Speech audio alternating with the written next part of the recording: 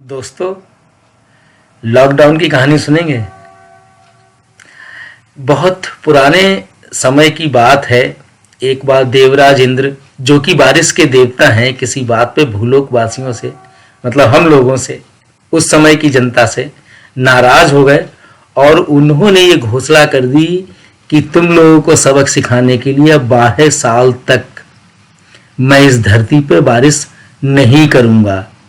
सारे लोग बहुत परेशान हो गए, त्राहिमाम करने लगे, माफी मांगने में लगे, दंडवत हो गए। तो देवराज इंद्र को दया आ गई, तो उन्होंने कहा कि ठीक है, अब मैंने जो श्राप दे दिया है वो तो दे ही दिया है, लेकिन अगर भगवान शंकर जिस दिन चाहें तो इस श्राप को खत्म कर सकते हैं। जिस दिन भी वो अपना डमरू बजाएंगे उसी दिन मैं बारिश कर दूंगा। सारे लोग बहुत परेशान हो गए, क्या करें क्या ना करें। देवराज इंद्र ये कह के तो अंतर ध्यान हो गए। उसके बाद में सूखा पड़ गया। दोस्तों, कोई खेती नहीं, कोई फसल नहीं, सारे लोग बहुत परेशान। लेकिन ऐसे में भी एक किसान अभी भी समय आने पर जिस फसल का सीजन होता था उसकी जुताई करता था, बुआई करता था। बारिश नहीं होती थी, फसल खराब हो जाती थी, कोई बात नहीं है, वो पूरी मेहनत करता था। उसके बाद में किसी दूसरी फसल का सीजन आता था, फिर से वो बुआई करता था, जुताई करता था, फिर बारिश नहीं होती थी, फिर फसल खराब होती थी। ऐसे करते करते दोस्तों 3 साल बीत गए। बाकी सारे किसान हमारी तरह लॉकडाउन में अपने घरों में बंद, लेकिन वो वाला किसान तो अभी भी अपने काम में लगा रहता था।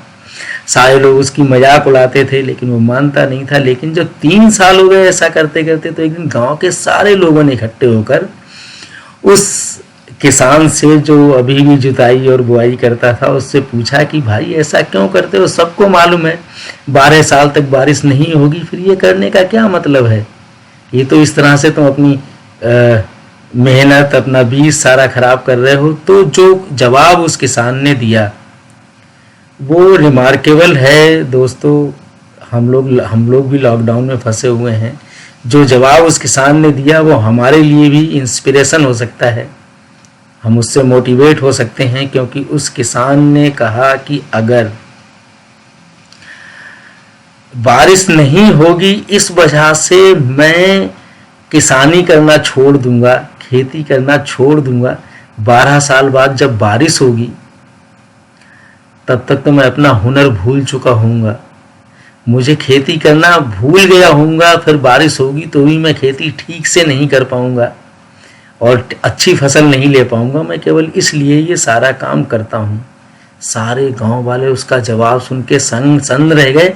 लेकिन एक और ने उसकी ये बात सुनी थी, वो थी माता पार्वती। कैलाश पर्वत पे शंकर जी के साथ विद्यमान थी। उन्होंने देखा यार नीचे ये किसान क्या जवाब दे रहा है, तो वो हंसने लगी। जब वो हंसने लगी तो शंकर जी ने पूछा कि आप क्यों हंस रही हो?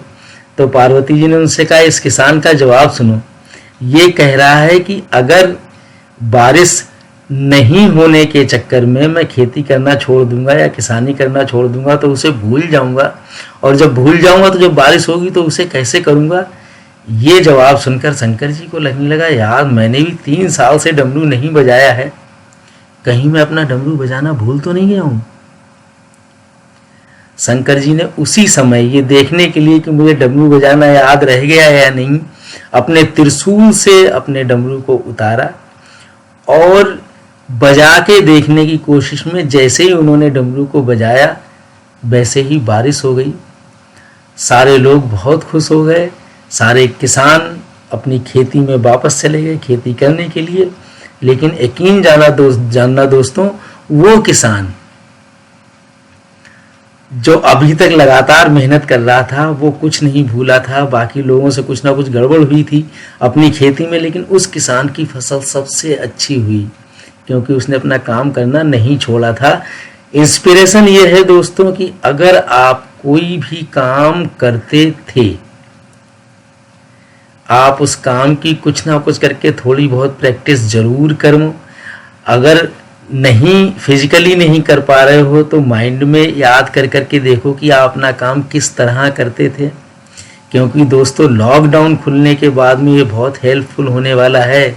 कहीं ऐसा ना हो लॉकडाउन खुले तो आप अपना काम ही भूल गए हो, और जब भूल गए होगे अच्छे से नहीं कर पाओगे तो जाहिर सी बात है कि आपका, हमारा या उन सब लोगों का जिन्होंने प्रैक्टिस नहीं की है उनका बहुत बड़ा नुकसान होने वाला है।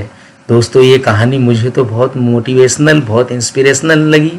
अगर आपको भी अच्छी लगी हो तो दोस्तों ये जो चैनल हमने क्रिएट किया है ये ऐसी ही अच्छी बातें बताने के लिए किया है, और ये बताने के लिए किया है कि आने वाले टाइम में हमारा लाइफ स्टाइल क्या होगा, हम अपनी ज़िंदगी को कैसे जिएंगे।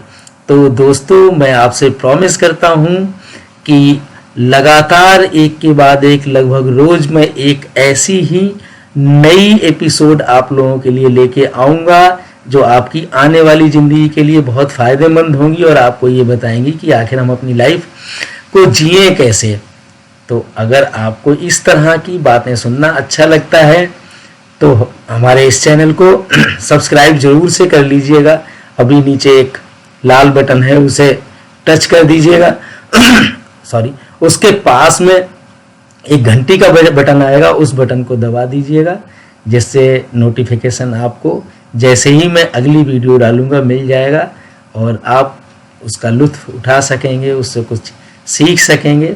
दोस्तों आज के लिए इतना ही, लेकिन ये कहानी मुझे सेंड की थी मेरे बड़े भाई साहब अखिल रस्तोगी जी ने, जो सीए हैं और मार्गदर्शक हैं। उन्होंने ये स्टोरी मुझे सेंड की थी। आपको कैसी लगी ये नीचे कमेंट में करिएगा। अगर इसी तरह की स्टोरी और आपको अच्छी लगती हो तो उसके बारे में भी कमेंट कीजिएगा या सजेस्ट करिएगा कि कौन सी स्टोरी आपको सुनाई जाए, तो फिर मैं वो करूँगा। लेकिन आने वाले एपिसोड्स तो आपकी लाइफ स्टाइल के बारे में ही रहेंगे, क्योंकि आफ्टर लॉकडाउन पूरी दुनिया बदलने वाली है दोस्त, आपको भी बदलना पड़ेगा। इसलिए चैनल को सब्सक्राइब जरूर से कर लीजिएगा। थैंक यू, शुक्रिया, जय।